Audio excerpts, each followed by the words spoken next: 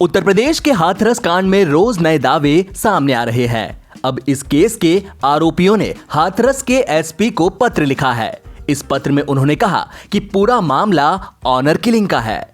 मामले में 4 आरोपियों ने जेल से भेजे पत्र में लिखा कि मुख्य आरोपी संदीप के साथ पीड़िता की दोस्ती थी। पीड़िता के घर वालों को यह बात मंजूर नहीं थी। पूरा परिवार इसे लेकर नाराज था। उन्होंने परिवार वालों पर ही पीड़िता को मारने का आरोप लगाया है। हाथरस एसपी को जेल से लिखे गए पत्र में आरोपियों लवकुश, रवि, रामकुमार उर्फ रामू और संदीप उर्फ चंदू ने अपने अंगूठे भी लगाए हैं। इस पत्र में उन्होंने ये दावा किया है कि उनके ऊपर लगाए गए सारे आरोप झूठे हैं। उन्हें गलत ढंग से जेल में बंद किया गया है। उन्होंने कहा कि घटना के बाद अलग अलग दिन पर आरोपियों के नाम शामिल किए गए और उन लोगों को जेल भेजा गया। संदीप ने पत्र में यह दावा किया कि पीड़िता मेरे गांव की लड़की थी जिससे मेरी दोस्ती थी। हम लोगों की मुलाकात के साथ कभी कभी फोन पर भी बातचीत होती थी। हमारी दोस्ती उसके घर वालों को पसंद नहीं थी। घटना के दिन मेरी उससे खेत में मुलाकात हुई। उसके साथ उसकी मां और भाई थे। लड़की के कहने पर मैं तुरंत घर चला गया और वहां अपने पिता के साथ पशुओं को पानी पिलाने लगा। आरोपी का कहना है कि मुझे कुछ देर बाद गांव वालों से पता चला कि मेरी पीड़िता से दोस्ती थी, इसलिए उसके भाई और मां ने उसे मारा पीटा है।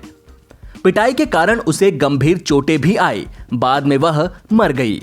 मैंने कभी भी पीड़िता को मारा नहीं और ना ही कोई गलत काम किया। संदीप का कहना है कि इस मामले में पीड़िता के भाई और मां ने उन लोगों को झूठे आरोपों में फंसाकर जेल भिजवा दिया। उसका दावा है कि वे लोग निर्दोष हैं। उसने अनुरोध किया कि इस मामले में जांच कराकर उन लोगों को न्याय दिलाया जाए।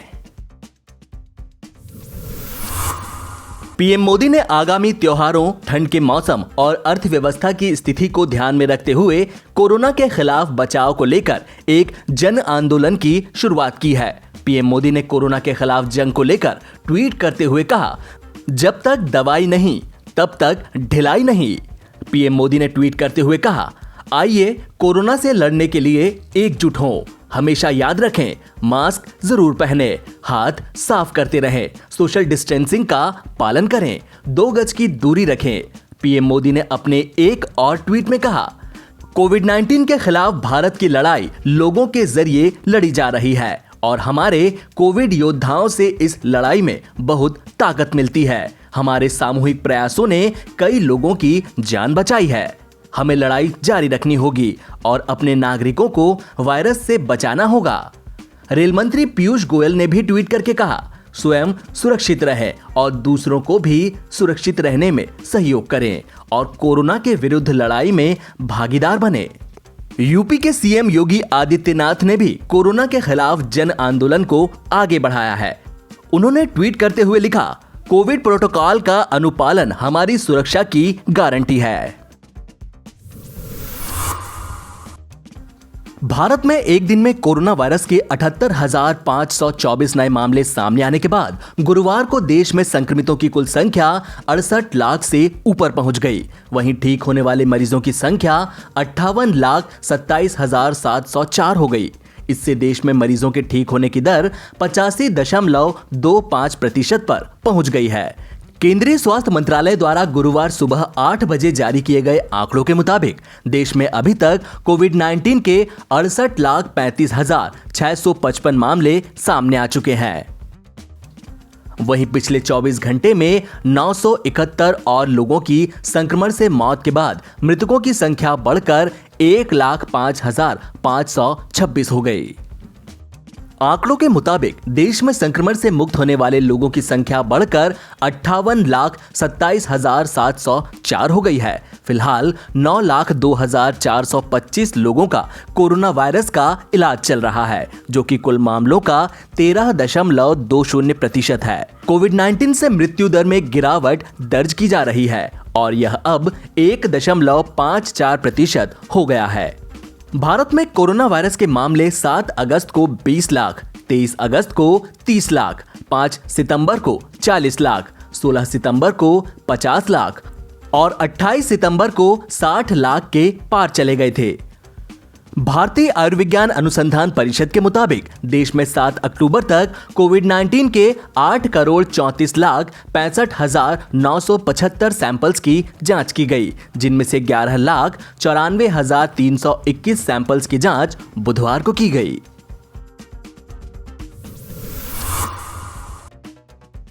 दिल्ली से सटे राज्यों में पराली जलाने में हो रही बढ़ोतरी के कारण गुरुवार सुबह वायु गुणवत्ता का स्तर खराब रहा। हवा खराब होने से प्रदूषण का स्तर भी बढ़ा।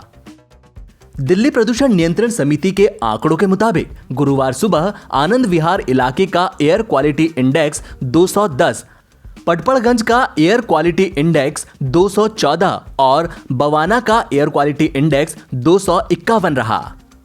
केंद्रीय प्रदूषण नियंत्रण बोर्ड के डेटा के मुताबिक बुधवार को दिल्ली एनसीआर में सुबह 10 बजे PM10 का स्तर और 225 माइक्रोग्राम प्रति क्यूबिक मीटर दर्ज किया गया। यह बीते 3 महीने में सबसे ज्यादा है।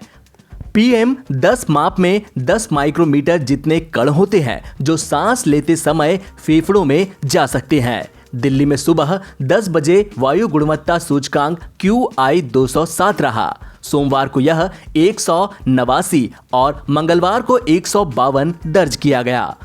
वायु गुणवत्ता 0 से 50 के बीच अच्छी, 51 से 100 के बीच संतोषजनक, 101 से 200 के बीच मध्यम और 201 से 300 खराब मानी जाती है। 301 से 400 बेहद खराब और 401 से 500 के बीच गंभीर मानी जाती है। पिछले कुछ दिनों से पंजाब, हरियाणा और दिल्ली से सटे इलाकों में खेतों में पराली जलाने के मामले बढ़े हैं। वहीं तापमान में गिरावट के कारण वायु गुणवत्ता गुरुवार तक खराब श्रेणी में पहुंच सकती है। किसान मजदूर संघर्ष समिति के सदस्यों ने 11 अक्टूबर तक पंजाब के अमृतसर में कृषि कानूनों के खिलाफ रेल रोको आंदोलन को आगे बढ़ाने का फैसला किया है। आज देवीदासपुरा गांव में रेल रोको आंदोलन को 15वां दिन हो चुका है और अब इसकी समय सीमा को और आगे बढ़ा दिया गया है। हमारा जो आज का रोष प्रोटेस्ट है ये 15वें दिन में दाखिल हो गया है। हमने जो हरियाणा की सरकार ने किसानों पे तशद्दुद ढाया है, उन पे लाठियां बांधी गई हैं, उसका पुरजोर विरोध करते हुए हमने कल खट्टर सरकार के पुतले भी फूके। 2 रोज हो गया, 6 तारीख को और 7 को 2 बार किसानों को पीटा गया। मोदी जी की दोहरी मानसिकता का हम खंडन करते हैं। उन्होंने दोहरी मानसिकता के तहत पंजाब के किसानों को लेटर भेज के निवेदन किया है मीटिंग करने का और हरियाणा के किसानों को पीटा जा रहा है। हमने उस मीटिंग का पुरजोर शब्दों से विरोध किया है। ये दोहरी मानसिकता नहीं चलेगी। पूरे देश का किसान और मजदूर बुद्धिजीवी वर्ग एक है, एक प्लेटफॉर्म पे लड़ेंगे और कारपोरेट जगत को यहाँ से भगाएंगे। यहाँ से कहना चाहते हैं मोदी जी थोड़ा मीटिंग का माहौल बनाएं। कल 7 तारीख को दोबारा उन पे वही तशद्दुद ढाया गया, ये कभी भी बर्दाश्त नहीं होगा। किसान चाहे मजदूर, वो देश का पूरा एक है। हम हरियाणा के किसानों के, देश के किसानों के साथ हैं, इसलिए हमने ये मोर्चा है ये 11 तारीख के लिए बढ़ा दिया है। यहीं रेल पे बैठेंगे और कारपोरेट जगत का मुकम्मल बाइकाट करने का जो हमारा फैसला है वो दिनों दिन जोर फड़ रहा है, तेजी आ रही है उसमें।